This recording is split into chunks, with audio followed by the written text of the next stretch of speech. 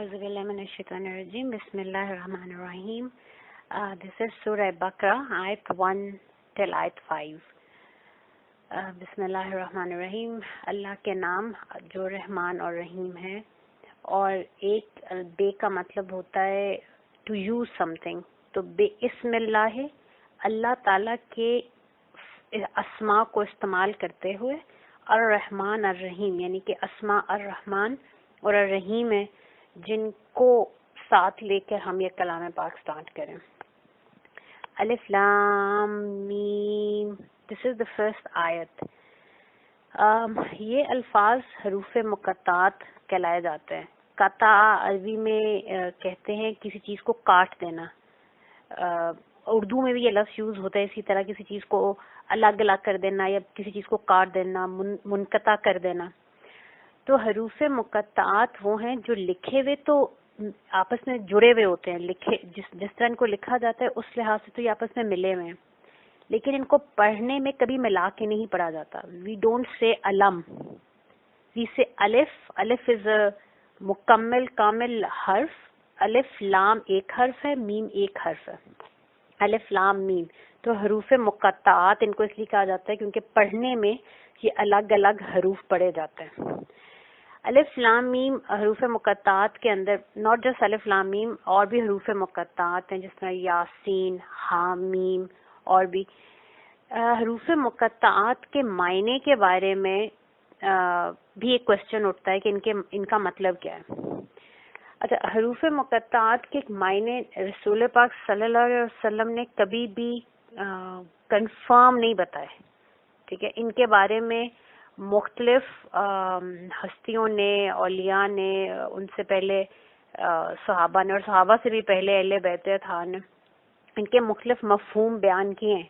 جس طرح الف لام میم کے بارے میں if I am not wrong I think حضرت ابن عباس یا حضرت عباس کا یہ شاید فرمان ہے کہ الف از اللہ، لام از جبرائیل اینڈ میم از محمد صلی اللہ علیہ وسلم. تو اس کا یہ مطلب بھی ہو سکتا ہے، بٹ ہم اس کو کنفرم نہیں کر سکتے کہ یہی مطلب ہے، کیونکہ یہ جو حروف مقطعات ہیں یہ وہ اسرار ہیں، یہ وہ سیکرٹس ہیں جو صرف اللہ تعالیٰ اور رسول پاک صلی اللہ علیہ وسلم کے درمیان ہیں. ان کے بارے میں انڈرسٹینڈنگ تو لے سکتے ہیں، بٹ ہم یہ نہیں کہہ سکتے کہ ان کا ایگزیکٹ یہی مطلب ہے، کیونکہ ان کا مطلب کبھی بتایا ہی نہیں گیا. دوسرا، الف لام میم کے بارے میں ایک اور انڈرسٹینڈنگ یہ بھی ہے کہ یہ شاید اللہ لہو محمد ہے. الف لام میم سے یہ بنتا ہے، یعنی کہ یہاں پہ الف از فار اللہ، لاہو میں جو لام ہے لام آف تملیک ہے. تملیک کا مطلب ہوتا ہے اونرشپ. جس طرح ایک حدیث سے قدسی ہے، کن لی تو میرا ہو جا، اکن لک میں تیرا ہو جاؤں گا. تو یہ جو لام ہے یہ اونرشپ کا لام ہے. تو اگر اس مفہوم میں دیکھا جائے تو پھر اس کا مطلب بنے گا اللہ لہو محمد، اللہ جن کے لیے رسول پاک صلی اللہ علیہ وسلم ہے. تو اس طرح ان کے ڈفرینٹ معنی مختلف جگہوں پہ بتائے جاتے ہیں. جس طرح فار می، مجھے یاد رکھنے کے لیے میں اس طرح یاد رکھتی ہوں کہ جیسا الف لام میم یہ نفس کی 3 سٹیٹس شاید اللہ تعالیٰ سمجھا رہے ہیں. امارہ جو سب سے لو سٹیٹ ہے، گنہگار سٹیٹ آف نفس ہے. لام از لوامہ جو انسان کو کانسٹنٹلی سمجھاتا رہتا ہے کہ تم سے غلطی ہو گئی، اپنے آپ کو حق پہ واپس لے آؤ، جو مسلسل آپ کو گائیڈ کرتا رہتا ہے. اور پھر مطمئنہ جو فائنل سٹیٹ ہے احسان کی، بندگی کی. تو الف لام میم آر دا سیکرٹس جو اللہ اور رسول پاک صلی اللہ علیہ وسلم کے درمیان ایک راز ہے. ایک اور کوشچن یہ اٹھتا ہے کہ کیونکہ ان کے کوئی ڈیفینٹ میننگز ہم بتا نہیں سکتے، تو بعض لوگوں کو یہ کنفیوژن ہوتی ہے کہ شاید یہ لفظ ہے ہی بے معنی. ٹھیک ہے، تو نمبر 1 تو یہ کلام اللہ میں کوئی چیز بھی بے معنی نہیں ہے. عرب کا رواج تھا کہ عرب اپنی جب شاعری کرتے تھے، کیونکہ ان کو اپنی زبان پہ بہت زیادہ فخر تھا، اس لیے اپنے آپ کو عرب اور دوسروں کو عجم کہتے تھے کہ دوسرے گونگے ہیں اور ہم اتنے زبان دان ہیں کہ ہم پوئٹری میں بات کرتے ہیں، اور ہمیں عام بات کرنا ہمارے لیول سے نیچے کی کوئی بات ہے. ہم جب بھی کلام کرتے ہیں تو ہم بہت پوئٹک کلام کرتے ہیں. تو وہ اپنی پوئٹری کے شروع میں بعض دفعہ بے معنی ردم دینے کے لیے بے معنی الفاظ یوز کیا کرتے تھے. تو اس لیے بھی بعض لوگوں کو یہ کنفیوژن ہوتی ہے کہ شاید یہ بھی ایسے الفاظ ہیں. تو کلام اللہ اور انسان کی گفتگو میں وہی ڈفرینس ہے جو اللہ اور ایک بندے کے درمیان میں. اللہ خالق ہے, ہم مخلوق ہیں. We are nothing and he is everything. تو اللہ تعالیٰ کے کلام میں نمبر 1 تو یہ انڈرسٹینڈنگ ہونی چاہیے کہ اللہ تعالیٰ کے کلام میں کوئی چیز بے معنی نہیں ہے. ہر چیز کے کامل معنی ہیں, اور ایسے معنی ہیں جو نیور اینڈنگ ہے, کیونکہ یہ اللہ کا کلام ہے. دوسرا, ایک عربی کا ایک قاعدہ ہے, ٹھیک ہے, یہ عرب کا قاعدہ تھا, یہ صرف آج کی بات نہیں ہے. یہ عرب ایون بیفور اسلام بھی ان کے یہی ماننا تھا کہ کلام اس چیز کو کہتے ہیں, اس گفتگو کو کہتے ہیں جو بولنے والا جب بولے تو سننے والے کو کما حق کا ہو وہ سمجھ آ جائے. اگر میں اس وقت آپ میں سے اگر کسی کو انگلش سمجھ نہیں آتی and if I start speaking in English, تو عرب کی روح سے, عرب اس کو کلام نہیں مانتے تھے, چاہے میں جو بات کری وہ با معنی ہے, بٹ سننے والے کو جب اس کی سمجھ ہی نہیں آ رہی تو کہتے تھے یہ کلام نہیں ہے. کلام وہ ہوتا ہے جو سننے والے کو پورا پورا سمجھ آئے. تو یہ کلام کی ڈیفینیشن ہے, اور ہم میں سے کسی کو یہ شک نہیں ہونا چاہیے کہ کتاب اللہ کلام اللہ نہیں ہے, اللہ تعالیٰ کا کلام ہے. اب یہ کلام ہے تو اس کا مطلب ہے کہ جس سے گفتگو کی جا رہی تھی اس کو کما حق جو ایک جتنا اللہ تعالیٰ نے مخلوق میں اپنا علم اتارا, اس کے جو کامل ایک سٹیج تھی, اس سٹیج تک وہ سننے والے کو سمجھ آ رہی تھی. اور وہ سننے والے کون تھے؟ کلام اللہ اصل میں اتر کس پہ رہے؟ نہ یہ جبرائیل امین پہ اتر رہے, نہ یہ ملائکہ پہ اتر رہے.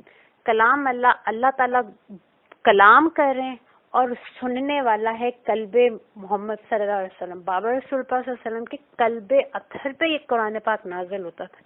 جبرائیل امین تو صاحب پروٹوکول آفیسر کے طور پہ آیا کرتے تھے.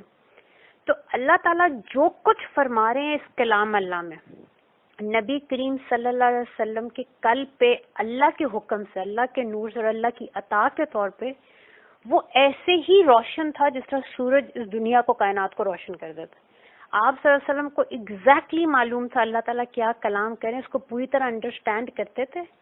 اسی لیے صادق و امین ہے, سچے بھی اور امین بھی, امانت کی رکھوالی کرنے والے بھی.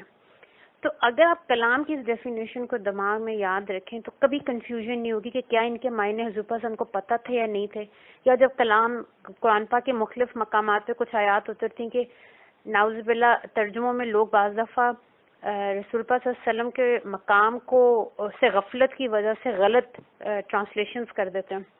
آپ کو یہ سمجھ ہونی چاہیے کہ یہ کلام اللہ ہے نمبر 1.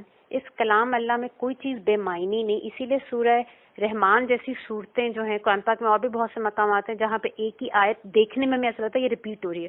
جس طرح سورہ رحمان میں فَبِأَيِّ آلَاءِ رَبِّكُمَا تُكَذِّبَانِ, ہمیں لگتا ہے بار بار ریپیٹ ہو رہا ہے, اس کا ایک ہی مطلب ہے. ایسا نہیں ہے.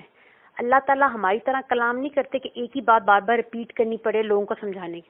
ہر فَبِأَيِّ آلَاءِ رَبِّكُمَا تُكَذِّبَانِ جو اس سے پچھلی آیات ہے ان کی روشنی میں اس کا بالکل نیا ترجمہ بنتا ہے, اس کی بالکل نئی انڈرسٹینڈنگ ہے. ہم کیونکہ غور و فکر نہیں کرتے, صرف ترجموں کو پڑھ لیتے ہیں.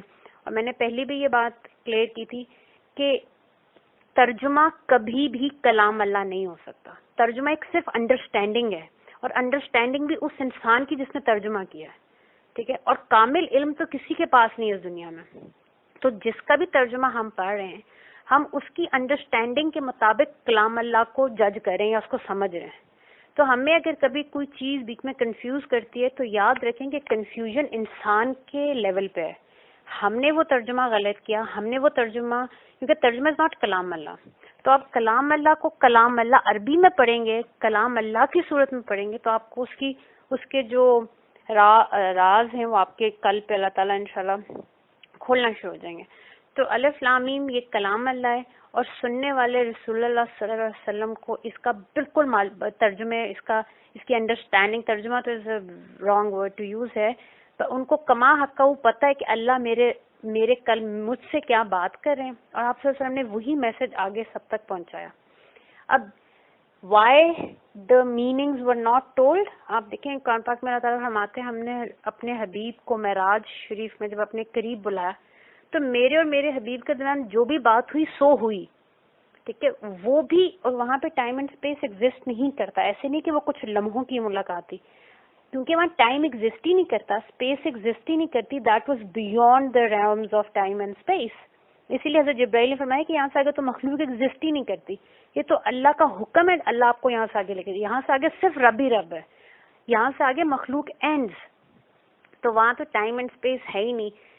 انڈرسٹینڈنگ کے لیے انسان سوچ سکتا ہے شاید وہاں پہ کھربوں اربوں گزیلین ملین ایئرز گزر گئے ہوں, ٹھیک ہے, وی ڈونٹ نو. اور اللہ تعالیٰ فرماتے ہیں کہ وہ میں نے جس کو اپنے لیے بنایا اس سے میں نے وہ گفتگو کی جو میں چاہتا تھا. دیٹس بٹوین می اینڈ ہم. تو یہ تو رسول اللہ صلی اللہ علیہ وسلم کا مقام ہے. سو الف لام میم, دس از دا فرسٹ آیت. ذالک الکتاب, ذالکا وہ, یہ وہ, الکتاب کتاب ہے.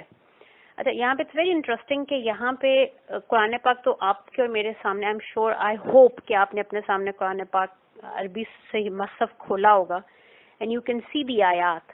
تو آپ دیکھیں اس وقت قرآن پاک میرے آگے بھی موجود ہے, آپ کے سامنے بھی پڑا ہے. اللہ تعالیٰ ہمارے یہ وہ کتاب ہے, حالانکہ ہمارے ہاتھ کے آگے موجود ہے. تو عربی میں سامنے پڑی ہوئی چیز کے لیے نزدیک کا صیغہ یوز ہوتا ہے, وچ مینس ہاذا یوز ہونا چاہیے تھا, ہاذا الکتاب, یہ وہ کتاب ہے, ٹھیک ہے. اور جب دور کی بات کی جاتی ہے یا جو چیز غائب ہوتی ہے, جو آپ کے سامنے اس وقت نظروں کے سامنے نہیں, آپ کی پہنچ میں نہیں ہے, اس کے لیے یوز ہوتا ہے ورڈ ذالکا, وہ دور کی چیز, یہ دور کا صیغہ ہے ذالکا. تو یہاں پہ اللہ تعالیٰ جو فرما رہے ہیں ذالک الکتاب, اور یہ نہیں کہہ رہے حاذا الکتاب, تو بات کیا بتائی جا رہی ہے, یہ قرآن پاک کی ٹرانسینڈنس کی طرف اشارہ ہے. ذالک الکتاب, کہ یہ مت سمجھو کہ قرآن تم نے اپنے ہاتھوں میں پکڑا ہوا ہے. Just because you are holding قرآن حکیم in your hand, so just by reading it, اس کو حفظ کرنے سے, اس کا ترجمہ کرنے سے تم اس کلام اللہ کو سمجھ لو گے. ایسا ہرگز نہیں ہے. یہ وہ کتاب ہے جو اللہ کے پاس موجود ہے, ٹھیک ہے. ذالکہ یہاں پہ قرآن پاک کی ٹرانسینڈنس کی طرف اشارہ ہو رہا ہے, یعنی کہ یہ کتاب اور یہ جو کلام ہے یہ انسان جیسا کلام نہیں ہے. اس کے کچھ حصے تو تم پہ کھلے ہوئے ہیں باذن اللہ, اللہ کے حکم سے, لیکن کچھ حصے اس کے ہمیشہ غیب میں رہیں گے, کیونکہ جس طرح اللہ انفینٹ ہے, اور انفینٹ بھی ہم اس چیز, مطلب انفینٹی میں بھی کہیں پہ کوئی اینڈنگ دماغ میں کانسیپٹ آتا ہے کہ شاید انفینٹی کا بھی کوئی اینڈ ہو. اللہ کے لیے انفینٹی بولنا بھی حق نہیں ہے, لیکن جسٹ ٹو انڈرسٹینڈ ہم یہ کہہ رہے ہیں کہ جس طرح اللہ تعالیٰ سمجھ سے ماورا ہے, اللہ تعالیٰ کو کوئی سمجھ نہیں سکتا, کوئی سوچ نہیں سکتا, کیونکہ اگر اللہ کسی کی سوچ کے احاطے میں آ جائے تو پھر اللہ اللہ نہ رہے. وہ تو ان لمیٹڈ ہے, لمٹ لیس ہے, اللہ کی کوئی انتہا نہیں, کوئی اس کا شروع نہیں, کوئی اس کا آخر نہیں, اللہ ہی اللہ ہے, حقیقت وہ ہے, اور ہم تو اس کی وجہ سے. اسی طرح اس کا جو کلام ہے وہ بھی ان لمیٹڈ, اس کے جو ترجمہ, اس کا جو معنی ہے, جو ان آیات کے اندر مفہوم ہے اور جو معنی ہے, اللہ تعالیٰ فرماتا ہے میرا کلام تو ایسا ہے کہ پوری کائنات سیاہی بن کے لکھتی رہے لکھتی رہے لکھتی رہے, وہ سیاہیاں ختم, جہان ختم ہو جائیں گے, اللہ کا کلام ختم نہیں ہوگا, نہ اس کلام کی معرفت ختم ہوگی. تو انسان کو یہاں پہ یہ بتایا جا رہا ہے کہ ذالک الکتاب, یہ وہ الہامی کتاب ہے جو رب کے پاس ہے, ٹھیک ہے. اور آپ خود ہی دیکھیں پہلی ہی آیت میں اللہ تعالیٰ انسان کو احساس دلا رہے ہیں تمہیں کچھ پتہ نہیں. الف لام میم کا ترجمہ مجھے اور آپ کو نہیں پتا, ہم اس کے بارے میں اپنے اپنے فہم کے مطابق, انڈرسٹینڈنگ کے مطابق گیس ورک کر سکتے ہیں, شاید الف لام میم کا یہ مطلب ہو, لیکن آپ اور میں جیسے الف لام میم پڑھتے ہیں ہم اپنی جہالت کا اللہ کے سامنے اعتراف کرتے ہیں کہ یا اللہ ہم نہیں جانتے, ہم تو الف لام میم کا ترجمہ نہیں جانتے. ساری کی ساری حکمتیں آپ کی ہیں, سارے کا سارا علم آپ کا ہے, سارے کا سارا شعور آپ کی طرف سے, ٹھیک ہے. تو یہ انسان کو سمجھایا جا رہا ہے کہ اے الف لام میم کے پڑھنے والے جس کو الف لام میم کا ہی ترجمہ نہیں پتا ہے, تو یہ نہ سمجھو کہ تمہارے ہاتھ میں قرآن اور اس کے ترجمے پڑھ کے اس کو حفظ کر کے تم کلام اللہ کو سمجھ لو گے, ہرگز نہیں. یہ ٹرانسینڈنس کی طرف اشارہ ہے کہ قرآن ہمیشہ تمہاری سوچ اور سمجھ سے ماورا الورا رہے گا. لا ریبہ, کوئی شک نہیں, فی ہی, اس کے اندر, اس کیونکہ یہ اللہ کی طرف سے ہے تو اس میں کوئی شک نہیں ہے کہ کیونکہ العلیم اس کو اتارا ہے تو اس کے الحکیم اس کو اتارا ہے, اس کی کامل علم ہونے میں, اس کی حکمتوں میں, there should be no confusion in man's head. اچھا اب یہاں پہ آپ کیونکہ قرآن پاک سامنے ہی کھولا ہے، آپ ذرا دیکھیں لا ریبہ کے آگے بھی صلہ لکھا ہے. صلہ کا عربی میں مطلب ہوتا ہے جوڑنا. فیہی کے بھی آگے جیم موجود ہے. تو اب ذالک الکتاب لا ریبہ فیہی کو آپ دو طریقوں سے پڑھ سکتے ہیں. جیسے میں نے بھی ایک دم سے اس کو فلو میں پڑھا، آپ اس طرح بھی پڑھ سکتے ہیں. ذالک الکتاب یہ وہ کتاب ہے لا ریبہ فیہی، اس میں کوئی شک نہیں. اور اگر آپ لا ریبہ پہ رک جائیں اور پھر فیہی کو پڑھیں تو ترجمہ بالکل ڈفرنٹ ہو جاتا ہے، انڈرسٹینڈنگ ڈفرنٹ ہو جاتی ہے. اب ترجمہ کیا بنے گا؟ ذالک الکتاب یہ وہ الہامی کتاب ہے لا ریبہ، اس میں کوئی شک نہیں. اور ان کیس انسان کو کوئی شک ہے، کوئی کنفیوژن ہے فی ہی، تو اس میں غور کر لو. سبحان اللہ. قرآن حکیم کیونکہ باقی پچھلے الہامی کتابوں میں تو انسان نے اتنا زیادہ فیبریکیشنز کر لی ہیں، ایڈیشنز کر لی ہیں کہ اب وہ زیادہ انسان کا ہی کلام رہ گیا ہے. تو اگر آپ دیکھیں تو کوئی پرانا مذہب جو کہ اب کیونکہ وہ اپنی اصلی صورت میں تو نہیں رہا، ورنہ تو دین وہی ہے جو حضرت آدم کے ساتھ آیا اور حضور پاک صلی اللہ علیہ وسلم پہ کامل ہو گیا، لیکن کیونکہ اس میں انحراف ہے، اس میں بہت سے چینجز آ گئے اوور ٹائم. تو آپ دیکھیں کوئی دین ایسا نہیں ہے جو اپنے اوپر کوشچن برداشت کرے. ٹھیک ہے. ایون آج جو ماڈرن مذہب بن گئے ہیں جن کا الہامی کتابوں سے کوئی تعلق نہیں، سائنٹالوجی، they don't even bear 1 minute's criticism, حالانکہ وہ سائنٹالوجی ہے. وہ کہتے ہیں ہم سائنس، ہمارا مذہب سائنس ہے، اور سائنس تو کانسٹنٹ کوشچننگ کا سبجیکٹ ہے. you question and then you go and you experiment and you discover new things. لیکن وہ بھی اپنے اوپر کرٹیسزم برداشت نہیں کرتے کیونکہ انسان کا علم ہے نا، اس کے اندر آپ کوشچن کریں گے. کتنے ہائپوتھیسز ہیں جو بعد میں پتہ چلتا ہے کہ یہ سب بوگس ہے. پہلے ہم سائنس میں پڑھتے رہے پلوٹو از اے پلانٹ، اب سائنس کہتا ہے نہیں جی it's not a planet. Now they are again seeing may be it is a planet. So یہ تو انسان کا علم ہے، انسان کبھی کیا بات کرتا ہے کبھی کیا بات کرتا ہے. لیکن یہ کیونکہ کلام اللہ ہے تو اللہ تعالیٰ فرما رہے ہیں لا ریبہ، اس میں شک کوئی نہیں ہے. اٹس ویری کلیئر کیونکہ العلیم نے اتارا.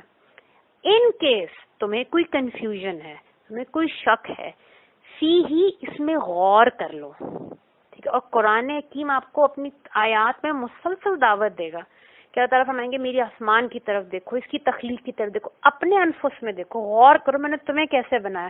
بار بار اللہ تعالیٰ آپ کو کوشچن کرنا سکھا رہے ہیں کہ اچھا ٹھیک ہے اگر تمہیں کنفیوژن، تم سیکھنا چاہتے ہو تو ضرور غور کرو. اور اللہ تعالیٰ کیوں چیلنج کریں؟ کیونکہ وہ کامل ذات ہے، اس کی بنائی ہوئی چیزوں میں بھی جو حکمت ہے کامل ہیں. اس کو پتہ ہے دیر از، آپ 10 دفعہ اس کی خلقت کو دیکھ لیں، ٹھیک ہے، آپ کو اللہ کی خلقت میں کوئی تفاوت، کوئی توڑ پھوڑ، کوئی ایمبیگوٹی نظر نہیں آئے گی. ٹھیک ہے. دوسری بات یہ سمجھائی جا رہی ہے کہ دیکھیں انسان کوشچن، یہ تھیوری آف نالج انسان کا ایک مورل کوڈ ہے. انسان نے اپنے لیے ایک تھیوری آف نالج جس کو ایپسٹمولوجی بھی کہتے ہیں بنایا، جس میں لا یہ ہے کہ don't criticise that which you don't understand. ٹھیک ہے. تو اب آپ اس میں دیکھیں کہ شک تو انسان اس چیز میں کرتا ہے نا جس کو انسان پوری طرح سے انڈرسٹینڈ کرتا ہو. ٹھیک ہے. اللہ تعالیٰ انسان کو یہ سمجھا رہے ہیں کہ پہلے چیزوں کو انڈرسٹینڈ تو کر لو. جب تم انڈرسٹینڈ کریں گے خود ہی شکوک و شبہات تمہارے دور ہو جائیں گے. ٹھیک. اور اگین وہی والی بات ہے کہ قرآن حکیم میں آپ اگر سمجھنے کے لیے 50 دفعہ سوال کریں گے، قرآن آپ کو 50 دفعہ سکھائے گا. جو لوگ بدنیتی سے قرآن کھولتے ہیں، جن کی نیت نعوذ باللہ یہ ہوتی ہے کہ ہم نے اس کے اندر کوئی ویکنس ڈھونڈنی ہے، ہم نے اس کے اندر سے کوئی فتنہ نکالنا ہے کہ دیکھو یہاں تو یہ لکھا ہے اور یہاں تو یہ لکھا ہے. ٹھیک ہے. اور ایسے بہت سے لوگ کام کرتے ہیں، وہ ترجموں پہ جاتے ہیں اور کہتے ہیں جی یہاں کا ترجمہ تو یہ کہہ رہا ہے اور یہاں کا ترجمہ تو، ترجمے کرنے والے کی غلطی کی وجہ سے لوگ اس کے اندر کنفیوژن کریٹ کرنا چاہتے ہیں. تو اللہ تعالیٰ فرماتے ہیں ایسے لوگوں کو تو اس سے کچھ ہدایت نہیں ملتی، ان کے لیے اس میں نہ کوئی جواب ہے، بلکہ قرآن پاک خود فرماتا ہے، اللہ تعالیٰ فرماتے ہیں اسی قرآن کے ذریعے لوگ ہدایت بھی پاتے ہیں، اور جو بدنیت ہے اسی قرآن کو پڑھتے پڑھتے وہ خود گمراہ ہو جاتا ہے. کیوں؟ کیونکہ اس کی نیت کبھی وہ اللہ کے لیے قرآن کھول ہی نہیں رہا، وہ اس معرفت حق کے لیے قرآن کو اپروچ ہی نہیں کر رہا. اس کی اپروچ ہی، نیت ہی یہ تھی، اور اعمال کا دار و مدار نیت، اس کی نیت کیونکہ فتنہ تھی تو وہ دوسروں کو کم فتنے میں ڈالتا ہے، پہلے تو وہ خود فتنے میں گھر جاتا ہے. ہدی للمتقین. یہاں پہ اگین ترجمہ یہ بنتا ہے کہ یہ ہدایت ہے للمتقین، یعنی کہ اللہ تعالیٰ یہ فرما رہے ہیں کہ قرآن کو کھولنے والے، اگر تو تم متقی ہو تو قرآن تمہارے لیے ہدایت ہی ہدایت ہے، ٹھیک ہے. لیکن اگر تم متقی نہیں ہو، اور متقی کے سمپل سا ترجمہ ہم کہہ سکتے ہیں گاڈ کانشیسنس، آپ اپنے رب کا ہاتھ تھام کے قرآن کھول رہے ہیں، آپ اللہ کے لینس سے دنیا کو دیکھنا چاہ رہے ہیں، آپ دیکھنا چاہ رہے ہیں خالق نے کیسے بنایا مجھے. آپ یہ نہیں دیکھنا چاہ رہے کہ فاطمہ خود کیسے بن گئی، فاطمہ دیکھنا چاہ رہی ہے میرے اللہ تعالیٰ نے فاطمہ کو کیا بنایا ہے، اس پوٹینشیل کو میں جاننا چاہ رہی ہوں نا. میں اگر یہ سوچ کے قرآن پاک میں اللہ تعالیٰ کہہ رہے ہیں ہدی للمتقین، تو ایسے گاڈ کانشیس لوگوں کے لیے، ایسے اپنے رب کا تقوی رکھنے والوں کے لیے اس میں ہدایت ہی ہدایت ہے. اب یہاں پہ اگین آپ because we are not going with the traditional ترجمے، ٹھیک ہے، we are trying to understand کہ اللہ تعالیٰ ان الفاظ میں کیا کیا رہے ہیں. یہاں پہ اللہ تعالیٰ نے لفظ ہادی نہیں یوز کیا، ٹھیک ہے. ہادی ہوتا ہے جو کسی کو ہدایت کی طرف بلاتا ہے، ٹھیک ہے. ہدن کا مطلب ہے سراپا صفت، ٹھیک ہے، جو خود وہ صفت ہو. تو اللہ تعالیٰ فرما رہے ہیں کہ قرآن ہادی نہیں ہے کہ ہدایت کی طرف بلائے، قرآن خود ہی ہدایت ہے. سبحان اللہ. اور ایک اور جگہ پہ سورہ لقمان کے اندر آپ اگر سورہ لقمان کی پہلی 5 آیات کو اور سورہ بقرہ کی پہلی 5 آیات کو آپس میں ملائیں تو حضرت علی کا وہ قول سبحان اللہ آپ کو جو ہے نا سمجھ آئے گا، جس میں حضرت علی نے فرمایا کہ قرآن کی آیات خود اپنی تفسیر کرتی ہیں، قرآن کی بعض آیات کی تفسیر کرتی ہیں. اور سبحان اللہ ایسے مورتانیہ میں ایسے قرآن پاک کے تفسیریں موجود ہیں جن کے اندر ایون حدیث شریف کا بھی ریفرنس نہیں ہے، پورے کا پورا قرآن تھرو قرآن کی اپنی آیات تفسیر کیا گیا، ٹھیک ہے. تو آپ ان 5 آیات کو اگر ان 5 سورہ لقمان کی 5 آیات سے ملائیں تو آپ کو ایک بہت خوبصورت سیمیٹری نظر آتی ہے. وہاں پہ اللہ تعالیٰ کیا فرماتے ہیں، وہ بھی اسی طرح الف لام میم سے شروع ہوئیں گی. وہاں پہ اللہ تعالیٰ فرماتے ہیں کہ یہ ہدایت بھی ہے، یہاں پہ تو کہا نا ہدی للمتقین، یہ متقین کے لیے ہدایت ہے. وہاں پہ اللہ تعالیٰ فرماتے ہیں یہ ہدایت بھی ہے اور ہدایت کے اوپر رحمت بھی ہے للمحسنین، کیونکہ تقویٰ تو ہمارا وہ اعلیٰ ترین درجہ ہے جہاں پہ ہم سب کے لیے پہنچنا ضروری ہے. لیکن پھر ایک لوگ ہوتے ہیں جو روج کی طرف جاتے ہیں، جو صرف تقویٰ پہ نہیں اپنے آپ کو رکھتے، پھر وہ اللہ تعالیٰ مطلب جس طرح تقویٰ تو وہ ہے نا کہ اللہ نے ہم پہ چیزیں فرض کی، ہم اس فرض قرآن اور سنت کے مطابق چل رہے ہیں. پھر اللہ تعالیٰ فرماتے ہیں محسنین وہ ہیں جو صرف فرضی نماز نہیں پڑھتے، احسان کرتے ہیں، وہ نوافل پڑھتے ہیں، وہ اللہ کے لیے جتنا ان کے اوپر فرض ہے اس سے بڑھ کے دیتے ہیں، اپنی پسندیدہ چیزوں میں سے وہ چیزیں دیتے ہیں، اور اس وقت دیتے ہیں جس وقت اپنی نیڈ ہوتی ہے. فالتو چیز تو ہر انسان دے سکتا ہے، لیکن جس کی مجھے بھی ضرورت ہو اور اگلے کو بھی ضرورت ہو اس وقت وہ دینا، دیٹس احسان. ویری ہائی لیول، شروع ہوتا ہے اسلام، مسلمان اسلام کے لیول پہ، پھر انسان مومن بنتا ہے تو ایمان کے لیول پہ آ جاتا ہے، پھر جب احسان کرتا ہے تو محسن بن جاتا ہے نا. اللہ تعالیٰ محسنین سے تو محبت کرتے ہیں. تو اللہ تعالیٰ فرما یہ رہے ہیں کہ یہ ہدایت ہے متقی کے لیے، لیکن یہ ہدایت سے بڑھ کے پھر کامل رحمت، اور رحمت کیا ہے، اللہ تعالیٰ مل جاتے ہیں محسنین کے لیے، ٹھیک ہے. تو this is a beautiful comparison of the آیات. اگر آپ کے پاس ٹائم ہو تو آپ کائنڈلی وہ سورہ لقمان کی پہلی 5 آیات کو بھی ان کے ساتھ انڈرسٹینڈ کرنے کی کوشش کیجیے گا. اوکے، ہدی للمتقین، یہ سراپا ہدایت ہے متقی کے لیے. اب تقویٰ کی ایک ڈیفینیشن جو مجھے بہت پرسنلی پسند ہے. اگین آپ قرآن پاک ابھی ماشاء اللہ ہم نے اسٹارٹ کیا تو آپ دیکھیے گا، اگر آپ اپنے پاس الگ سے ایک ڈائری رکھ سکیں، آپ اپنے پاس ایک ڈائری رکھیں، اس میں یہ جو میجر ورڈز ہیں جس طرح فلاح ہے، متقی ہے، کفر ہے اور دارابا ہے، اس طرح کے جو مختلف الفاظ اگر آپ ان کو اس جگہ پہ لکھنا شروع کر دیں نا کہ متقی کہاں کہاں قرآن میں آئے، آپ کے پاس ایک پوری ڈکشنری بن جائے گی کہ متقی کون کون ہوتے ہیں. ٹھیک ہے، آپ کو پتہ ہو جائے گا کفر کن کن معنوں میں قرآن میں یوز ہوا ہے، دارابا کن کن معنوں میں قرآن میں یوز ہوا ہے. تو آپ کی اپنی ایک ڈکشنری بن جائے گی الفاظ کی، اور قرآن سے بنے گی. ٹھیک ہے، تو اسی طرح تقویٰ کا مجھے جو پرسنل ایک ڈیفینیشن بہت پیاری لگتی ہے، حضرت بابا علی رضی اللہ عنہ اسلام اللہ علیہ کا کی ڈیفینیشن ہے. آپ نے فرمایا تقوی کیا ہے؟ الخوف من الجلیل ہے. جلیل جو رب ہے، جاہو جمال والا اور جلال والا، اس کا خوف ہونا. خوف کیا ہے؟ کہ اللہ مجھ سے خفا نہ ہو جائے، میں کہ اپنے رب کو ڈس اپوائنٹ نہ کر دوں. کہیں جو اس نے مجھے جتنا اس نے مجھے گریٹ بنایا کہ ایسا نہ ہو کہ میں اس سے کم کے اوپر اس دنیا سے چلی جاؤں. ٹھیک ہے. والعمل بتنزیل، اور میرا عمل جو ہے بے ساتھ ہو، یوز کرتے ہوئے تنزیل جو کچھ مجھ پہ نازل ہو، یعنی کہ قرآن حکیم اور رسول پاک صلی اللہ علیہ وسلم کی سیرت کے مطابق عمل کرنا تقوی ہے. اللہ کی ناراضگی اور خفگی، اللہ سے دوری کا خوف، الخوف من الجلیل، والعمل بتنزیل، اور عمل ہو قرآن اور سنت رسول صلی اللہ علیہ وسلم کی روشنی میں، وردا من القلیل، اور میں راضی رہوں جو قلیل سے قلیل چیز بھی اس نے مجھے دی ہے. ویسے تو رب کی ذات سبحان اللہ اتنا پیار کرتی ہے انسان سے، اللہ تعالیٰ میں کسی چیز میں کوئی کمی نہیں دیتا ہے. اللہ تعالیٰ ہم مطلب رحمتیں ہی رحمتیں ہیں.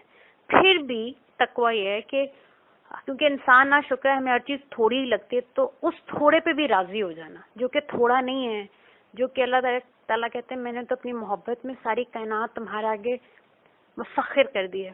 پھر بھی اگر انسان کو وہ تھوڑا لگتا ہے تو اسی میں راضی ہو جانا، اپنے رب کی رضا میں راضی ہو جانا. والاستعداد لیوم الرحیل، اور گننا اپنی رحلت کے دنوں تک کو گننا کہ میری زندگی جس طرح انسان جس کا اورینٹیشن نہ ہو نا رب کی طرف، اس کو زندگی کے کم ہونے پہ غم ہوتا ہے. اور جو مومن ہے وہ گنتا رہتا ہے، وہ زندگی گزارا ہے، بعمل زندگی گزارا ہے، اللہ کی ڈس اپوائنٹمنٹ، اللہ تعالیٰ کو خفا کرنے، اللہ سے دوری کے خوف میں گزارا ہے، رضا ہو کے گزارا ہے، راضی ہو کے گزارا ہے. لیکن کانسٹنٹ اس رب سے ملاقات کے وہ دن گن رہا ہے، کب آئے گا وہ دن، کب they are waiting to meet their رب. دس از تقویٰ، بابا مولا علی کے بقول. اور آگے اللہ تعالیٰ خود ہی تقویٰ کو خود ہی اگلی جو 3 آیات ہیں ان میں اللہ تعالیٰ کھول رہے ہیں. الذین، یہ وہ لوگ ہیں، یؤمنون، جو ایمان لاتے ہیں، بالغیب، غیب کے اوپر، بن دیکھے پہ ایمان لے کے آتے ہیں. اب اگین ایمان اس چیز کو ماننے کا نام ہے جو انسان کے مشاہدے میں، آبزرویشن میں نہ ہو یا نہ آ سکے، اس چیز کو ایمان کہتے ہیں. ٹھیک ہے. تو یؤمنون بالغیب کا مطلب وہ مانتے ہیں کہ کچھ نہ کچھ تو غیب ہے. ٹھیک ہے. اب اس غیب کو میں انڈرسٹینڈ تو نہیں کرتی، لیکن میں ایمان لے، کیونکہ میں تو کچھ بھی نہیں ہوں نا، I am just small human being. ٹھیک ہے. مجھ پہ ویسے اس دنیا میں اور اتنی چیزیں ہیں جو مجھے کبھی نظر نہیں آئی، بٹ میں ان پر ایمان لاتی ہوں. The air we breathe we can't see it. ٹھیک ہے. آپ مجھے اس کو اینالائز کرو، probably I can't, but I believe کہ ہاں ہوا ہے، اس لیے میں یہاں پہ سانس لے رہی ہوں. ٹھیک ہے. تو اس میں بہت عاجزی پائی جاتی ہے کہ خود کو اتنا بڑا عالم نہیں سمجھتے کہ ہر چیز پر فتوے لگاتے رہیں، کیونکہ وہ ایمان رکھتے ہیں ذالک الکتاب، یہ اللہ کی کتاب ہے، یہ الہامی کتاب ہے. ٹھیک ہے. تو اس کے اندر بہت سی چیزیں جو غیب ہوں گی، کیونکہ اللہ تعالیٰ ہی صرف عالم الغیب والشہادہ ہے. سو یہ وہ لوگ ہیں متقی. نمبر 1 وہ لوگ ہیں they believe in the transcendence, meaning that there would always be realities beyond their own observation and مشاہدہ، اور اس بات کا ان کو ایمان ہوتا ہے.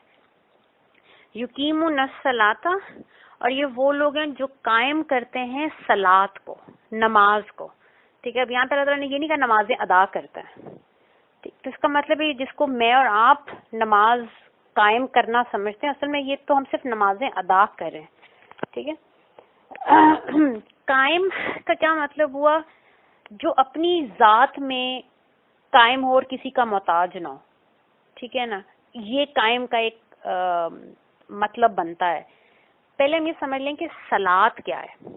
صلاۃ کا ورڈ صلاح سے نکلا ہے. صلاح کا ایک مطلب ہوتا ہے رحمت. جس طرح ہم درود شریف میں اللہم صلی علی محمد پڑھتے ہیں کہ یا اللہ میاں آپ رسول پاک صلی اللہ علیہ وسلم پر صلاح اتاریں، رحمتیں اپنی نازل کریں. دوسرا صلاح کا مطلب ہوتا ہے جڑ جانا. جس طرح بھی پچھلی آیت میں نے آپ کو بتایا نا کہ اگر آپ لا ریبہ پہ دیکھیں تو وہاں صلاح لکھا ہے کہ آپ چاہیں تو اس کو اگلے لفظ سے جوڑ کے پڑھ لیں، چاہے تو یہاں بریک لے لیں. ٹھیک ہے. تو دوسرا مطلب صلاح کا ہو گیا کسی سے جڑ جانا. ٹھیک. اور اسی معنوں میں صلہ کا مطلب ہوتا ہے ہینڈ شیک کرنا. عربی میں کسی کے ساتھ ہاتھ میں لانے کو بھی صلہ کہتے ہیں, جڑنے کو نا. تو اس لحاظ سے حضور پاک صلی اللہ علیہ وسلم نے دیکھیں فرمایا کہ نماز مومن کی معراج ہے.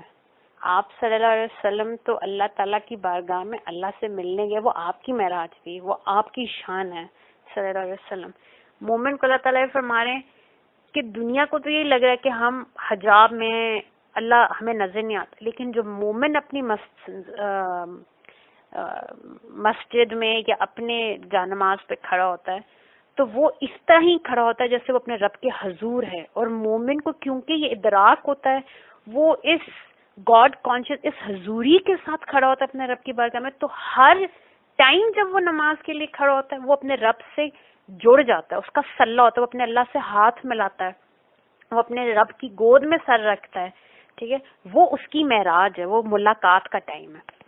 اور تیسرا صلہ کا مطلب وہ جس کو اگر ہم رحمت ہی کہیں تو اس لحاظ سے یہ جو صلہ ہے جس کو ہم نماز کہتے ہیں, اس کا کیا مطلب ہے کہ نماز بیسیکلی جو ہم نماز پڑھتے ہیں وہ نماز اس انداز سے قائم کرنا کہ ہماری نمازیں دوسروں کے لیے باعث رحمت بن جائیں, نہ کہ باعث زحمت. آپ دیکھیں جو جتنا زیادہ نمازی ہے, بس ہم دیکھتے ہیں وہ اتنی زیادہ دنیا پہ فتوے دینے والے ہیں, ان کے اندر اتنی کم ٹالرنس ہے کسی عام بیچارے جو اپنے نفس کے بوجھ تلے پس رہا ہے, ٹھیک ہے, اس کے لیے ٹالرنس ان کے اندر اتنی کم ہونا شروع ہو جاتی ہے.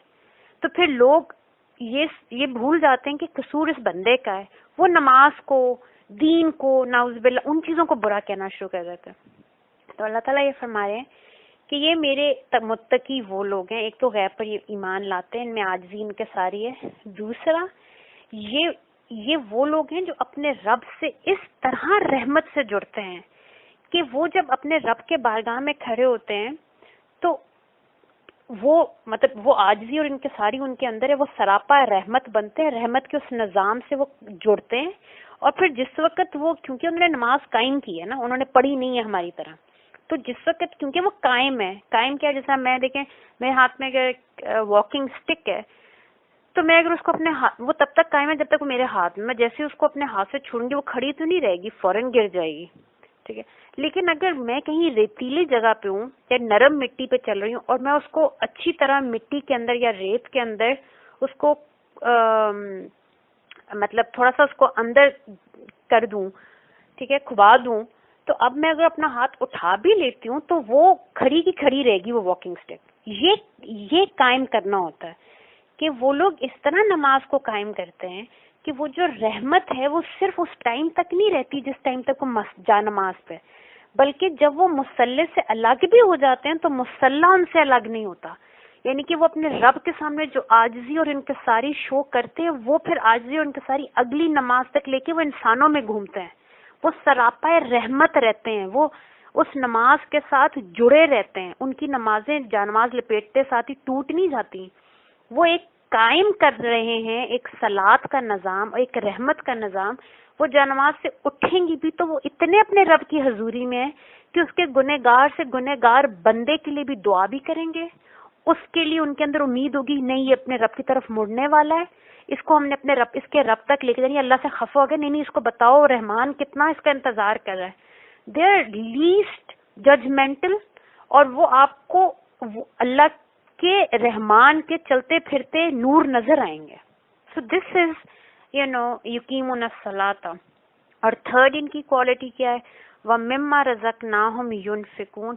اور مما جو ہے یہ ورڈ اصل میں دو ہیں, یہ آپس میں جڑ کے مما بنتے ہیں. اصل میں یہ لفظ بنتے ہیں من, فرام, ما, واٹ ایور.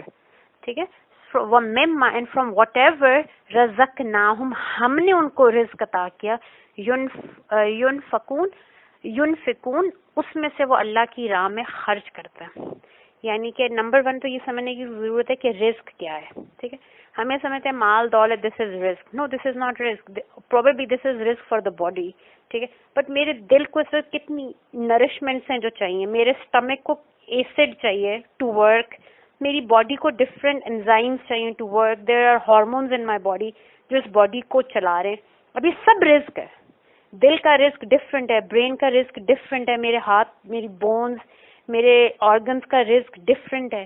صرف فاطمہ جو میں ایک ایز اے پرسن، میرا رزق صرف مال دولت تو نہیں ہے، مجھے علم بھی چاہیے، میرے اس دماغ کو، میرے اس دل کو روشن ہونے کے لیے حکمت، ہدایت بھی چاہیے، یہ بھی میرا رزق ہے. مجھے محبت چاہیے، اللہ نے میرے ارد گرد اتنے رشتے قائم کر دیے، ٹھیک ہے. مجھے انڈرسٹینڈنگ چاہیے، اللہ نے لوگوں کے دل میں میرے لیے شفقت ڈال دی. تو آپ کی قسمت، تقدیر، آپ کے پاس جو علم ہے، آپ کے پاس جو اخلاق ہے، یہ سب آپ کا رزق ہے، یہ سب اللہ کا دیا ہوا رزق ہے. اور اس رزق کو وہ مانتے ہیں کہ یہ خود سے نہیں ملا، ٹھیک ہے، یہ اللہ نے دی ہے. اور جب اس نے مجھے دیا ہے تو ہم کون ہوتے ہیں اس کو سنبھالنے والے؟ یہ تو ہمارا ہے ہی نہیں. وہ جو اشفاق صاحب کہتے ہیں نا، دیے میں سے دینا کوئی بڑی بات نہیں ہے. ہم کون سا اپنے میں سے دے رہے ہیں؟ انسان جب کہتا ہے نا یہ فلاں چیز میری ہے، تو اونرشپ اپنے ہاتھ میں، تو انسان کو لگتا ہے بڑا احسان کر رہا ہوں کسی کو دیتے ہوئے. یہ انسان دیتا ہی نہیں، یا پھر انسان سوچتا ہے میں بہت احسان کر رہا ہوں کسی کو دے رہا ہوں. اللہ تعالیٰ فرمانے یہ احسان تم پہ ہمارا ہے، دیے میں سے دے رہے ہو تم. کس بات کی تکبر ہے؟ کس بات پہ انسان یہ سوچے کہ یہ میرا ہے؟ انسان تو خود اللہ کے بارگاہ میں فقیر ہے.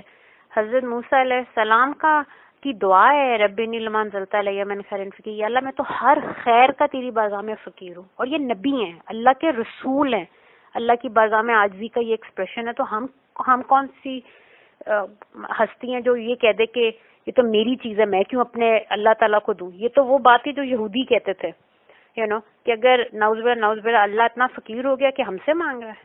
یہ بھول جاتے تھے کہ ایک ایک سانس رب کے آگے جو ہے نا وہ اجازت لے کے چلتی ہے. دل ہر بیٹ سے پہلے اپنے رب سے پوچھتا ہے یا اللہ چلوں؟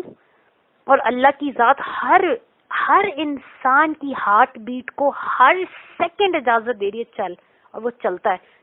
جس وقت اللہ کا حکم آتا ہے بس کچھ رک جاتا ہے. آپ دنیا کی بڑی سے بڑی سائنس کی ڈسکوری کو سامنے لے آئیں انسان کے لیے، کسی کا دل چلا کے دکھا دیں، نہیں چلا سکتے. یہ سب کچھ اللہ کے دیا. تو اتنی عاجزی ہوتی ہے ان گاڈ کانشیس لوگوں میں، ان متقی لوگوں میں، کہ ان کو پتہ ہے یہ سب کچھ میرے رب کا. یہ جو میں اخلاق، کسی کو میں برداشت اگر اپنی دے رہا ہوں، کسی کے ساتھ میں رحم کر رہا ہوں، یہ بھی اللہ کا دیا ہوا، میرا اپنا رحم نہیں ہے. یہ مجھ میں صبر خود سے نہیں آیا، ٹھیک ہے. آپ کسی کے دکھ میں اس کے دل پہ مرہم رکھتے ہیں، یہ بھی آپ خود سے نہیں رکھے، اللہ کا رحم ہے آپ کے تھرو فلو ہو رہا ہے، ٹھیک. اور زیادہ اللہ والوں میں کیوں ہوتا ہے؟ کیونکہ وہ اللہ سے صلح ہوئے ہیں، وہ جڑے ہوئے ہیں اپنے رب سے، تو وہ رحمتیں اور برکتیں ان کے تھرو اگلوں تک پہنچتی رہتی ہیں. والذین، اور بے شک یہ وہ لوگ ہیں، ابھی فورتھ کوالٹی ہے ان کی، یؤمنون، یہ ایمان لاتے ہیں، بما، ساتھ اس کے، انزل الیک یا رسول اللہ صلی اللہ علیہ وسلم، جو آپ پہ نازل ہوا، یعنی کہ یہ قرآن پر ایمان لاتے ہیں. وما انزل من قبل، اور جو کچھ آپ سے پہلے نازل ہوا، پہلی الہامی کتابیں اور پہلے رسول، یہ ان سب پر ایمان لاتے ہیں. نعوذ باللہ، کہ جو آج لوگ کبھی غلطی سے، جو لوگ آئی ہوپ کہ غلطی ہی سے لوگ کہتے ہوں گے، یا اپنی غفلت کی وجہ سے کہتے ہیں ہم فلاں نبی کے امتی تو نہیں ہیں، ٹھیک ہے. ہم یعنی امتی تو خیر ہم بابر صلی اللہ علیہ وسلم کے، کہ ہم فلاں نبی کی شریعت کو نہیں مانتے، ٹھیک ہے. ہمارے پہ تو شریعت محمد صلی اللہ علیہ وسلم ہے. شریعت محمد صلی اللہ علیہ وسلم اگر آپ سمجھے، قرآن کو پڑھیں تو آپ کو پتہ چلتا ہے اللہ تعالیٰ خود فرماتے ہیں سب ایک ہی شریعت ہے، یہ سب ایک ہی دین ہے. دین کامل ہو گیا نبی کریم صلی اللہ علیہ وسلم کے بعد، ان کے بعد کسی نبی نے نہیں آنا. تو ایمان، یہ متقی وہ لوگ ہیں جو قرآن حکیم پر بھی ایمان لاتے ہیں، اور جو کچھ اللہ تعالیٰ نے انبیاء اور کتابیں ان سے پہلے آپ صلی اللہ علیہ وسلم سے بھیجی، ان پر بھی ان کا ایمان ہے. ٹھیک ہے، آج میں بائبل پہ آج 100% عمل اس لیے نہیں کر سکتی کیونکہ اس میں فیبریکیشنز ہوئی ہوئی ہیں، لیکن آج بھی اگر آپ بائبل اور توریت کو اور باقی جو آپ کے پاس اسکرپچرز ہیں ریلیجس، اگر آپ دیکھیں تو ان میں آج بھی آپ کو توحید کے کانسیپٹس ملیں گے، چاہے بہت مشکل سے ڈھونڈنے پہ ملیں گے، لیکن کہیں کہیں وہ حق کی آیات جو آج تک چینج نہیں ہو سکی آپ کو آج بھی ملیں گی، ٹھیک. تو ان پر ایمان لاتے ہیں. وَبِالْآخِرَةِ هُمْ يُوقِنُونَ، اور بے شک آخرت پر یہ لوگ کامل یقین کرنے والے ہیں. This is a very very interesting point in this آیت. ابھی تک بات ہو رہی ہے ایمان کی، ایک دم سے اللہ تعالیٰ کہہ رہے ہیں ایمان ضروری نہیں ہے، مطلب ضروری سے مراد ایمان کافی نہیں ہے آخرت کے لیے. تم رسول پاک صلی اللہ علیہ وسلم پر ایمان لاؤ گے، ہر غیب کی چیز، اللہ کو ایک مانو گے، یہ غیب ہے، تم اس پر ایمان لاؤ گے، ٹھیک ہے.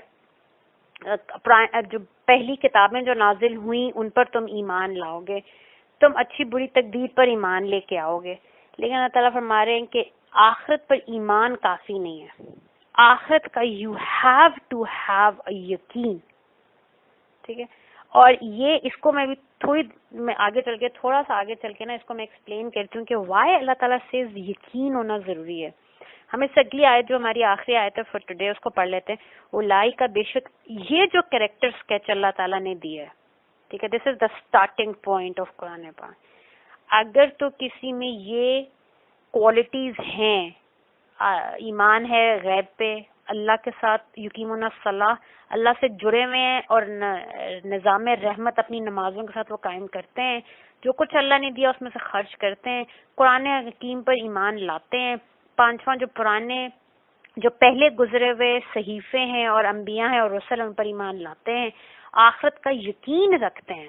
یہ کریکٹر اسکیچ جن لوگوں کا ہے اللہ تعالیٰ فرما رہے ہیں اولئک کا یہی وہ لوگ ہیں الا اپون ہدم من رب, اپنے رب کی طرف سے یہ کلی ہدایت پہ. اگین یہاں پہ ہدن کا ورڈ ہے نا, کامل ہدایت پہ یہی لوگ ہیں. من ربہم, اللہ کی طرف سے, خود سے نہیں آ جاتے ہدایت پہ, ہر چیز باذن اللہ ہے, تو اپنے رب کی طرف سے یہ لوگ ہدایت پہ ہیں. وَأُولَئِكَ هُمُ الْمُفْلِحُونَ, اور یہی وہ لوگ ہیں جو فلاح پانے والے ہیں. اب آئی وانٹ ٹو ایکسپلین کہ کیوں آخرت کا یقین ضروری ہے, لیکن اس سے پہلے امپورٹنٹ یہ ہے کہ آپ یہ سمجھیں کہ فلاح جس کا ورڈ ہم اتنے آرام سے یوز کر لیتے ہیں بہبود کے معنوں میں, کامیابی کے معنوں میں, یہ تو جنرل میننگز آف فلاح. ٹھیک ہے, یہی کامیاب لوگ ہیں, یہی فلاح پانے والے ہیں, انہی کا فائدہ ہے, یہ فلاح کے جنرل میننگز ہیں. اور اگر آپ اس کا روٹ ورڈ دیکھیں تو یہ فلاح سے نکلا, اس کا مطلب ہے بیج بونا, ہل چلانا. ٹھیک ہے, اسی طرح فلاحن کسان کو, فارمر کو بھی کہتے ہیں. فلاحتن از دا ورڈ کہ اس کھیتی باڑی جو وہ کرتا ہے. لیکن فلاح اصل میں ہے کیا؟ You need to understand this because then you would understand کہ جو پچھلے جو کریکٹر اسکیچ ہے اس کے اندر ایک بہت بڑی ایک دیر از اندر ڈائمینشن جو ہم نے بھی پڑھا. یہ تو ایک ڈائمینشن آف انڈرسٹینڈنگ ہے, دیر از اندر انڈرسٹینڈنگ. اللہ تعالیٰ یہ فرما رہے ہیں کہ یہ جو قرآن ہے نا, جو ہم نے پہلی آیت پڑھی لا ریب فیہ ھدی للمتقین, یہ متقیوں کے لیے ہدایت ہے. آگے جو دو آیات ہم نے پڑھی, الذین یؤمنون بالغیب ویقیمون الصلاۃ ومما رزقناہم ینفقون والذین یؤمنون بما انزل الیک وما انزل من قبلک وبالآخرۃ ہم یوقنون. اب یہ اللہ تعالیٰ نے کچھ ویلز کا ذکر کیا, یہ کچھ حجابات ہیں جو پڑھنے والے کے اوپر پڑے ہوتے ہیں, کچھ حجاب ہیں. ٹھیک ہے, کچھ پردے ہیں جو ہمارے اوپر پڑے ہوئے ہیں, جو اللہ تعالیٰ نے ان دو آیات میں ایکسپلین کی کہ یہ پردے اگر تم اٹھاؤ گے تو تمہیں یہ ہدایت ملے گی اور تم فلاح تک پہنچو گے. تو پہلے ہم فلاح کو انڈرسٹینڈ کرتے ہیں, پھر ہم واپس جاتے ہیں آیات پر, دیکھتے ہیں وہ ویلز کون سی تھی. ٹھیک ہے, اب فلاح کے معنی میں آتا ہے پھاڑنا, پھاڑنے کے معنی میں یہ لفظ یوز ہوتا ہے. ٹھیک ہے, جس طرح اور میں نے بتایا کہ کسان کو بھی کیوں کہتے ہیں, کیونکہ کسان بھی اپنے اوزار کی نوک سے زمین کے سینے کو پھاڑتا ہے یا چیرتا ہے.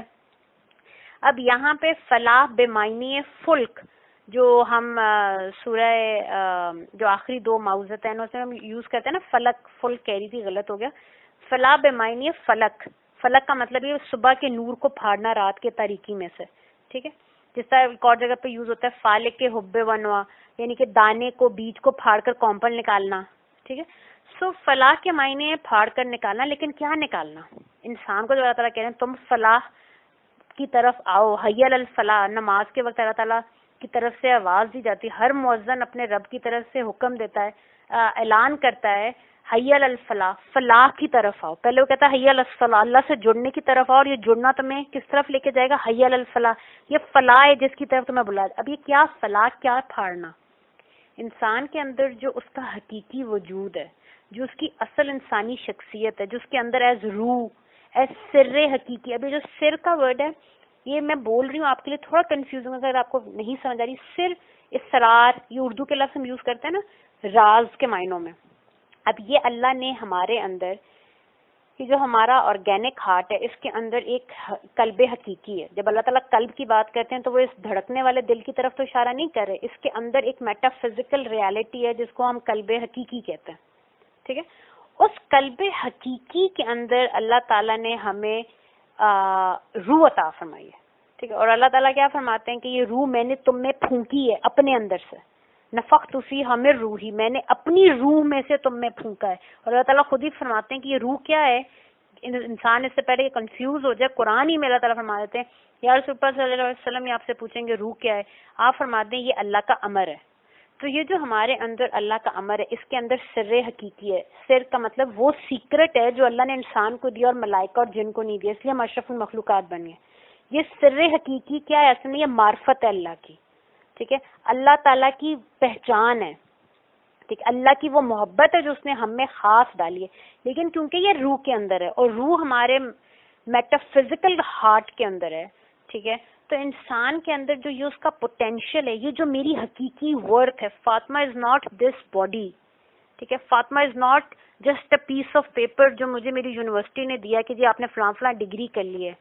ٹھیک ہے، یہ میری حقیقی ورتھ تو نہیں ہے. یہ تو صرف ایک دنیا کا اپنا نظام ہے، اس میں وہ کسی کو کچھ بنا دیتے ہیں، کسی کو کچھ بنا دیتے ہیں. ٹھیک ہے، لیکن جو میری حقیقی ورتھ ہے، جو میرا حقیقی پوٹینشیل ہے، جو میرا اصلی مقام ہے، جس مقام کی وجہ سے ملائکہ نے حضرت آدم کو سجدہ کیا، جو میری خودی ہے وہ میرے اندر چھپی ہوئی ہے. وہ مخفی حقیقت جو اس جسم کو پوزیس کر رہی ہے. جب میں کہتی ہوں میرا ہاتھ، اب یہ میں کون ہے جو کہہ رہا ہے یہ ہاتھ میرا، میرا پاؤں، میرا جسم، میری سوچ، اب یہ میں کون ہوں؟ یہ میں اصل میں وہ مخفی حقیقت ہے جو اللہ کا امر ہے، اللہ کا خلیفہ ہے، اللہ کی طرف سے، اللہ کے امر سے نکلی میری روح ہے. اب اس روح کو میں اور آپ کیوں نہیں انڈرسٹینڈ کرتے؟ ہم کیوں سمجھتے ہیں فاطمہ صرف یہ فاطمہ ہے، یہ باڈی ہے جس کو میں صبح شام جم میں لے جا کے خوبصورت بنانا چاہتی ہوں، اچھے کپڑوں سے خوبصورت بنانا چاہتی ہوں، اس کے اوپر ڈگریز کے تمغے لگا کے اس کو میں بیوٹیفائی کرنا چاہتی ہوں کہ مجھے یہ بھول گیا میرے اندر میری ریالٹی فاطمہ اصل میں یہ باڈی نہیں ہے. فاطمہ اس کے اندر چھپی ہوئی وہ جو نور ہے اللہ کی طرف سے وہ ہے. لیکن اس نور پہ اللہ کی طرف سے بہت حجاب ہیں، اس جسم کا حجاب ہے. ٹھیک ہے، بہت سے غلاف ہیں، بہت سی ویلز ہیں. ان مادی غلافوں اور ویلز کو، یہ جو پردے ہیں مجھ پہ پڑے ہوئے، ان کو پھاڑ کر اپنی اس حقیقت کو باہر نکالنا. ٹھیک ہے، جیسے بیج کے اندر آپ دیکھیں ایک بیج ہے، just a small tiny gold سا ایک بٹن ٹائپ چیز. ٹھیک ہے، اس کے اندر ایک پورا آم کا درخت ہے، اس کے اندر پورا ایک مالٹے کا درخت ہے، مگر دیکھنے میں جسٹ اے اسمال چھوٹا سا ڈاٹ ہے جو میں نے اپنے ہاتھ میں پکڑا ہوا ہے. ٹھیک، اس کو میں جب مٹی میں ڈالتی ہوں تو یہ بیج جب اپنے اللہ کے حکم سے اپنے غلاف کو پھاڑ کر اپنی حقیقت کو ایکچولائز کرتے ہوئے پودے کی صورت میں نکل جاتا، میں پتہ چلتا ہے یہ اصل میں کیا تھا. ورنہ تو دیکھنے میں تو اس کی کوئی ورتھ ہی نہیں تھی. ٹھیک ہے، چبا کے میں کھا جاؤں، پورا درخت ہے اس بیج میں چھپا ہوا، لیکن میں آرام سے چبا کے کھا جاتی ہوں. روسٹ کیا بیج کو اور میں نے کھا لیا. ٹھیک ہے، لیکن اس کے اندر کتنی بڑی ایک جہان تھا جو ایکچولائز ہی نہیں ہوا کیونکہ میں اس کو پہلے ہی کھا گئی. ٹھیک ہے، تو ان اپنی روح پہ چڑھے ان مادی غلافوں، حجابوں، غفلتوں کو پھاڑ کر اپنی حقیقت کو باہر نکالنا اور پھر اس کو تقویت دینا. وہ جو حضرت علی نے فرمایا نا کہ عمل کرو اس کے ساتھ جو کچھ نازل ہو، قرآن اور سنت کی روشنی میں اس پوٹینشیل کو اپنے اندر سے نکال کے تقویت دینا، یہ فلاح ہے. اور اس کی شیخ الہند نے ٹرانسلیشن کی تھی سورہ مومنون کی، جو پہلی آیت ہے نا، قد افلح المومنون، بے شک مومن فلاح پا گئے. یہ ترجمہ میں کہہ رہی ہوں، لیکن شیخ الہند نے اس کی ٹرانسلیشن، اس کا ترجمہ کیا تھا کام نکال لے گئے ایمان والے. تو یہاں سے آپ کو سمجھ آتا ہے کہ مطلب دس is a better translation of فلاح، کام نکال لے جانا. جیسے کوئی خزانہ چھپا ہوا ہو، اس کو کوئی کھود کے نکالے گا تو فائدہ پائے گا نا، ورنہ تو وہ زمین کے اندر دفن ہے، جب تک میں اسے کھودوں گی نہیں کیا فلاح ملے گی مجھے. تو سمجھایا یہ جا رہا ہے تمہارے اندر بھی ایک مخفی خزانہ ہے، ایک معرفت الہی، نور الہی تمہارے اندر بھی ہے نور تجلی بھی اسی خاک میں پنہا. لیکن انسان یہ سمجھتا ہے کہ میں تو صرف حیوان ہوں، اس جسم کو اپنا آپ سمجھتا ہے. ٹھیک ہے، تو ہمارے اندر یہ جو روح ہے غفلتوں کی وجہ سے ظلمتوں میں دب جاتی ہے، پھر ہم چلتے پھرتے مقبرے بن جاتے ہیں. اس لیے تو قرآن پاک حضور پاک صلی اللہ علیہ وسلم سے فرماتا ہے کہ یا رسول اللہ صلی اللہ علیہ وسلم، یہ جو مردہ دل لے کے گھوم رہے ہیں نا، ڈیڈ باڈیز ہیں، یہ ان مردوں کو آپ نہیں سنا سکتے. یہ دیکھنے میں زندہ لگ رہے ہیں، ان کے دل مردہ ہیں. جب دل مردہ ہیں وہ سنتے ہی نہیں قرآن کو، حکمت کو، آپ کے مقام کو نہیں جانتے. قرآن کی نظر میں زندہ وہ ہے جس کی روح زندہ ہے، جو اپنی حقیقت کو پہچانتا ہے اور اس سیلف کو، وہ جو وہ میں ہوں، وہ جو میری سیلف، میری خودی ہے، اس کو جو ڈیولپ کرتا ہے. یہ ہے قد افلح، کھوج نکالنا. ٹھیک ہے. تو ایک once I was listening to doctor Israr Ahmed and انہوں نے ایک ہندی شاعر بھیکا نام کا ایک ہندی شاعر اس کا ایک کلام انہوں نے پڑھا and I noted it down, مجھے بہت پسند آیا کہ اس نے کہا کہ بھیکا از دا شاعر, دا پوئٹ, ہی سیڈ بھیکا بھوکا کوئی نہیں, ہر ایک کی گڈری میں لال. کہ اصل میں بھیکے بھوکا کوئی نہیں ہے, ہر ایک کی جو گڈری ہے نا جو اس نے ہاتھ میں پکڑی ہوئی ہے اس سب کے اندر ایک جیم سٹون پڑا ہے, اس سب کے اندر ایک لال ہے. گرا کھول جانے نہیں اس لیے ہے کنگال, کیونکہ اس کو گرا کھولنی نہیں آتی اس لیے وہ اپنے آپ کو کنگال سمجھتا. Man in his ignorance identifies himself with the material sheets that encompasses his true self. Transcending these he would become one with Allah, who is pure bliss. ٹھیک ہے, یہ پرانی ہندوؤں کی کتابوں میں لکھی یہ بات ہے کہ انسان اپنی جہالت میں اس مٹیریل جو میرے اوپر ایک غلاف چڑھے انہی کو اپنا آپ سمجھ لیتا ہے, کاش اس سے اوپر نکلے. من عرف نفسہ عرف فقد عرف ربہ, جس نے اپنے اس نفس کو پہچان لیا, اپنے اس پوٹینشیل کو جو اللہ نے اس کو دیا, جو اس کو پہچان لیا, بے شک آپ اپنے رب کو پہچان جائیں گے. تو آلریڈی ماشاء اللہ ویو ٹیکن 50 منٹس. صدق اللہ العظیم, بے شک اللہ نے جو فرمایا سچ فرمایا. تو آئی ول یہ فرسٹ پارٹ پہ کر کے ایک چھوٹا سا آئی ریکارڈ اندر پارٹ آف اٹ. اسی افلاح کو, وہ جو میں نے آپ کو بتایا کہ اللہ تعالیٰ نے پہلی آیات میں کچھ ویلز کا ذکر کر رہے ہیں, کچھ حجابات ہیں جن کی بات ہو رہی ہے, تو ان کے اوپر انشاءاللہ I will talk in the second part of this recording. جزاک اللہ خیر.